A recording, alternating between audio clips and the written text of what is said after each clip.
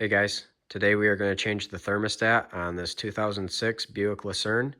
This has the 3.8 liter V6. If this video is helpful, can you smash that thumbs up button and leave a comment down below for the algorithm? Really helps out a lot.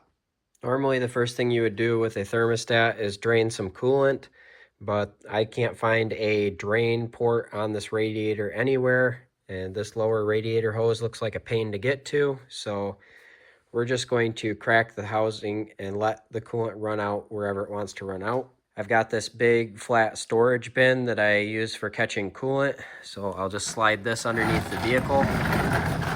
Its job will just be to be huge and catch all the coolant dripping everywhere. This is the thermostat housing right here. These bolts right here and right here holding the housing on are 10 millimeters, so let's remove those bolts.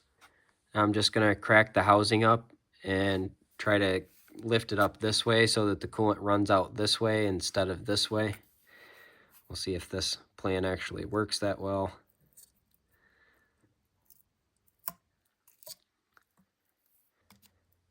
I was pretty low on coolant, and that might be working to my advantage right now. So here's our thermostat.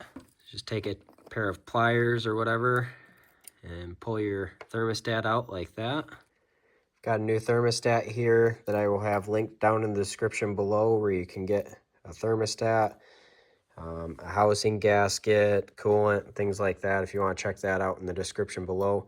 I'm putting in a 180 degree thermostat, but the OE temperature is 192. So we need to put our gasket around our thermostat here. Then you're just going to replace your thermostat right down into its spot there. Make sure that the gasket seats nicely. You can replace this housing gasket here too if you want. If you're gonna do that, just peel this up. This one looks like it's in decent shape still. I'm just going to reuse it. Now you'll just put your housing right back over top and replace your bolts.